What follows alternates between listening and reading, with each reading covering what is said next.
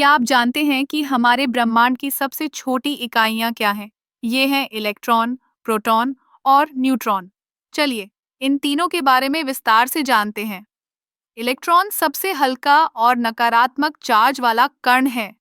यह परमाणु के चारों ओर घूमता है, जैसे चांद पृथ्वी के चारों ओर। इसकी गति इतनी तेज होती है कि इसे देख पाना मुश्किल है। इलेक्ट्रॉन का चार्ज 1 मोल का ये होता है और इसकी मास प्रोटॉन और न्यूट्रॉन की तुलना में बहुत कम होती है। यही कारण है कि इलेक्ट्रॉन को हम अक्सर नजरअंदाज कर देते हैं, लेकिन यह हमारे जीवन में बहुत महत्वपूर्ण भूमिका निभाता है। उदाहरण के लिए, इलेक्ट्रॉन ही वो कण हैं जो रासायनिक बंधनों को बनाते हैं, जिससे विभिन्न तत्व और यौगिक बनते हैं। अब बात करते हैं प्रोटॉन की।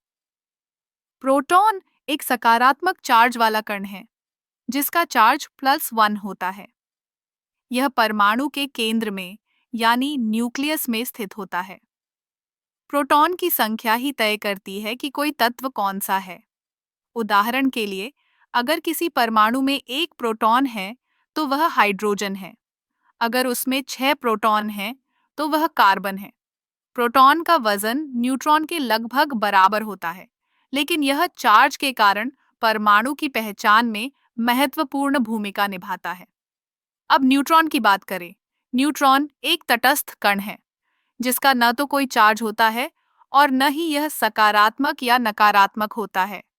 यह भी न्यूक्लियस में प्रोटॉन के साथ रहता है। न्यूट्रॉन का मुख्य कार्य परमाणु के स्थायित्व को बनाए रखना है। अगर न्यूट्रॉन की संख्या प्रोटॉन के बराबर नहीं है, तो परमाणु अस्थिर हो सकता है, जिससे रेडियोधर्मी विघटन हो सकता है। तो इन तीनों कणों का संयोजन ही तत्वों को बनाता है। इलेक्ट्रॉन, प्रोटॉन और न्यूट्रॉन मिलकर हमारे चारों ओर की दुनिया को आकार देते हैं। ये कण न केवल विज्ञान के लिए महत्वपूर्ण हैं, बल्कि हमारे रोजमर्रा के जीवन में भी इनकी भूमिका होती है। इलेक्ट्रॉन, प्रोटॉन और न्यूट्रॉन की यह अद्भुत दुनिया हमें यह समझने में मदद करती है कि कैसे छोटे-छोटे कण मिलकर विशाल ब्रह्मांड का निर्माण करते हैं। यह एक अद्भुत यात्रा है, जो हमें यह सोचने पर मजबूर करती है कि हम कितने छोटे हैं, लेकिन फिर भी हमारे अंदर एक पूरी दुनिया समाई हुई है।